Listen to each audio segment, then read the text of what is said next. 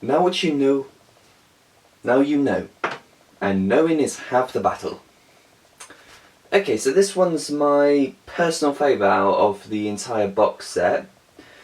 I think it's mainly due to the fact that the pairing of this story is a little bit more different, because with most of them they seem to be ones that we've seen in the series, but this one's a bit out of the box. So it's Tanya and Mateus, who only got a couple of clips together in the series, but this one's all about them two, and it's very fun. So basically it's a story about bullying and bullies in general, which would seem a bit cliche for a school drama, but it's okay. I mean, it's done quite well. I'll explain. So basically it starts with Tanya meeting one of her old friends who's a bit of a bitch, and when I mean bitch, I mean super ultra, stereotypical basic bitch. Okay, I should probably stop saying that. So then a caretaker gets attacked when he basically gets angry at Tanya. The next day, Mateus explains to Tanya what happened. She feels guilty about it. Now, most people see Tanya as one of those characters that is dislikable, but in this one, she's a bit more. You see that she does genuinely care about people, even though she does get a bit annoyed and aggravated with them. It's a bit understandable because she does feel left out, and she just doesn't know how she can convince herself that she's accepted and loved as a friend. So then there's a moment where Mateus gets to, stand up for himself a bit more, because with most of his stories he tends to be a tag along for Charlie, but in this one I think it's the best one I've seen of him, not just because he gets more screen time, but, well, not screen time, story time, but it's the fact that he's not tethered to Charlie. So the pair get intimidated by a boy called Chris, who basically is one of those racist, sexist, homophobic morons, and Mateus is okay with him getting picked on, but when Tanya gets picked on, he stands up for her, which I think is one of the best moments, because he just lets loose, and when he does try to stand up, he basically gets his ass kicked, even though he did kind of start the fight. But then Chris gets attacked, and this leads to the first, I would say, appearance of the tears in the audio dramas. I mean, they do get mentioned, but we don't actually see one open in the audio. If you could say scene.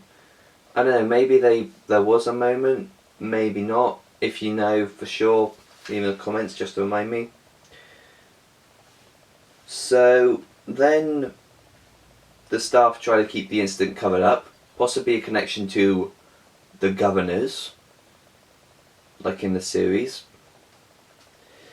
And then the pair decide to investigate. And this is actually this is something I wish we had a lot more of in the series, because with the series they try and say that Tanya is the investigative arm of the group, but she doesn't really do much investigating, since most of it's brought up onto them. I think the only real time I say she did was in Detained, where she's sort of leading the group's speculation about the space rock. But this one, she's going online, she's accessing the school files, looking up on newspapers, genuinely being a detective sort of thing. It's very interesting, and it sort of establishes her character a bit better, I think. So she decides that the pair should investigate while school plays on, so that way they have excuse to roam the corridors. Michelle shows up, basically bullies the pair, tells Mateus to be quiet, and it's like, wow, this character is clearly a prejudice. And so when she gets attacked, it's karma.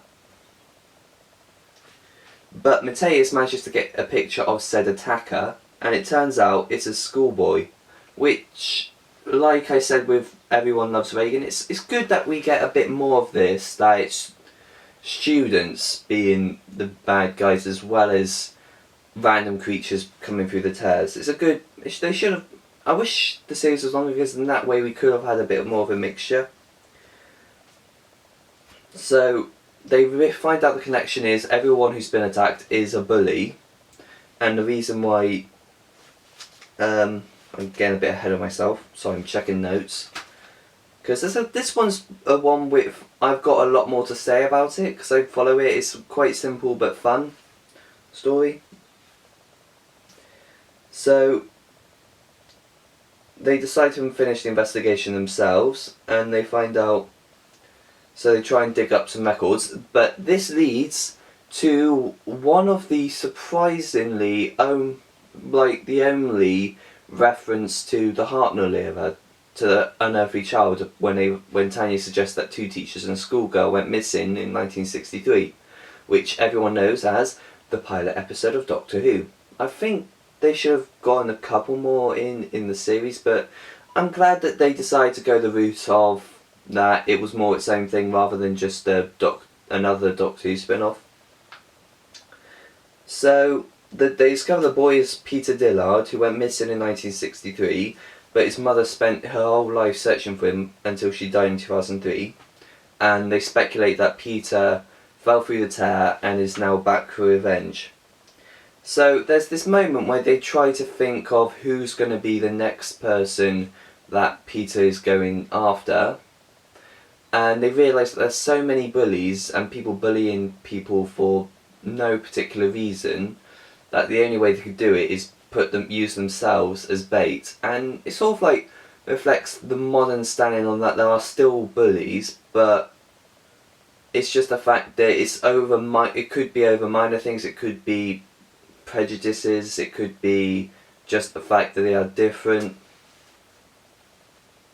So this leads to, I would say, it's kind of a comical, kind of shocking, kind of odd moment where Tanya and Matthias have to bully each other to lure out Peter, and I'm just thinking, okay, wouldn't it be funnier and make more sense if they got Quill or Ram, someone who actually is kind of a bully? I wouldn't say Ram is a bully, but he does like taking cheap shots when he can. So it would be a little bit more interesting. It's like, okay, we got connections, sort of thing. But they try to bully each other, and it's really bad since they start complimenting each other and like saying they're too concerned over each other's well-being to actually bully each other. But then it sort of escalates. It's kind of a humorous moment.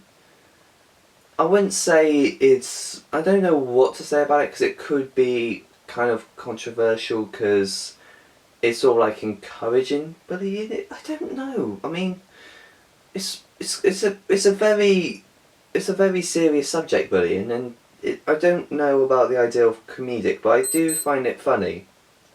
So they confront Peter, and it turns out he was taken by an entity and sort of fused together with said being so that it could feed on his emotions, but he got too much hate, so he tries to escape.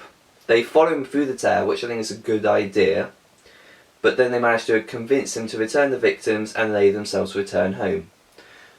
It doesn't say what happened to Peter. I think either he still joins the entity, but he's just away from Coal Hill, or he could have separated from the creature and passed on. Either way, it's a good ending. I like what the story did. So Michelle tries to patch things up with Tanya and Matthias. It kind of does, and the pair decide to go off. So overall, I would say this story is quite a simple one. It's effective, and it does show that these characters could have a bit more, I would say, connections, because it was more sort of like a pairing thing in the series, like it was either a romantic relationship or casual acquaintance type thing.